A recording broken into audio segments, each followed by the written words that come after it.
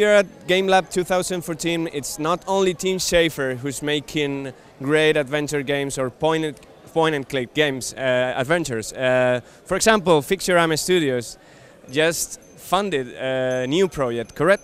Yes, yeah, that's fine. We're really happy because our Kickstarter campaign was successful.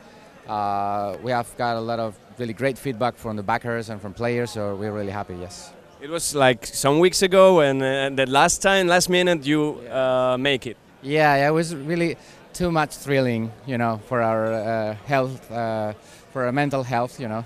It's been a really great experience, very intense, you know, it's a crazy month. Full of hectic moments, you know, moments when you feel really excited, moments when you feel really sad because you think you're not going to make it.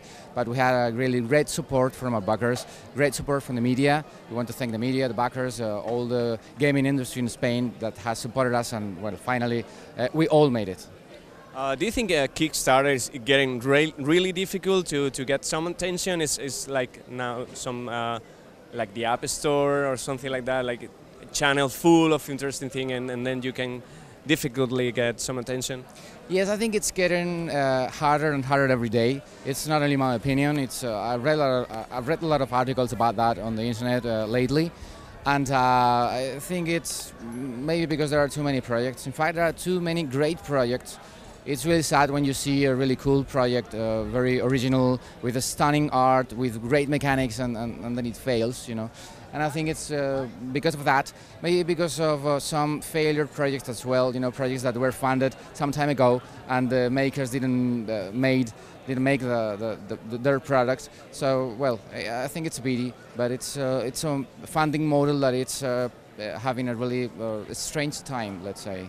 Yeah. But now you got the funds, and then what? I mean, Dead Synchronicity tomorrow comes today. It's gonna become a reality. When? What's the status of the project? What are you doing right now? Okay. Yes, in fact, we needed the funds to finish the game.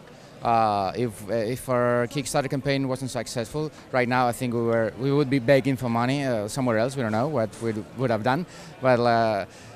The Kickstarter campaign being successful meant the game is going to be made. We hope it's going to be finished until the end of 2014, the PC and Mac versions, and 2015 the iOS and Linux version.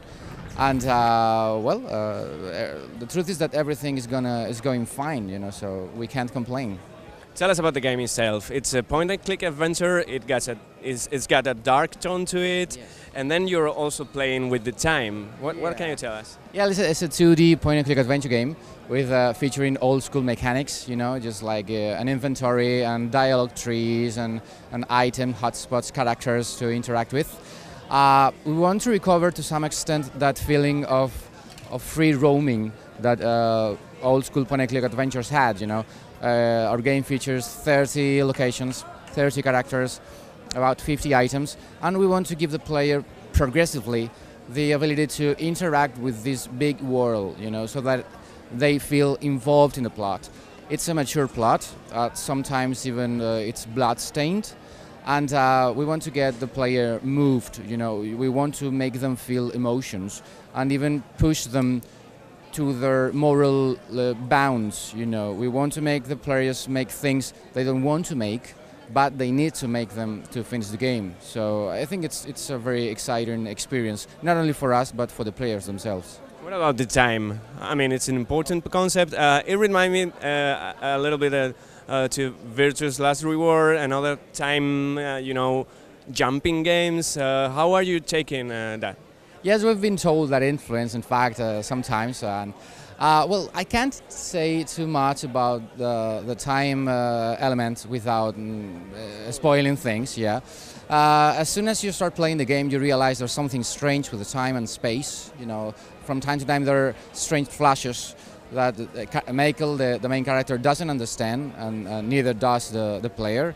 Let's say as the plot is being explained, Michael and the player gets more and more about that strange phenomenon. Okay, but let's say there are breaks in the time-space continuum that are becoming more and more important as the plot advances. So our influences regarding that matter are I don't know, sci-fi movies from the 60s and 70s, and the tales of sci-fi from the classic authors, you know. So we've been influenced a lot by terror movies as well. So, well, I think it's a very good mixture, very interesting. How are you approaching the script and the story? If the time, I mean, if something happens like Tomorrow Comes Today, and something like that, how are you writing the actual script of the game?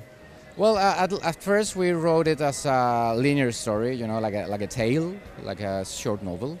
And later on we had to adapt that writing to a more, like a story flow, you know, with a lot of branches and more branches. And I think that's a very exciting thing about point-and-click adventures, you know, especially those that remind the classic adventures, you know, that there are a lot of stories going on simultaneously, a lot of characters you may interact with simultaneously, a lot of puzzles you may face.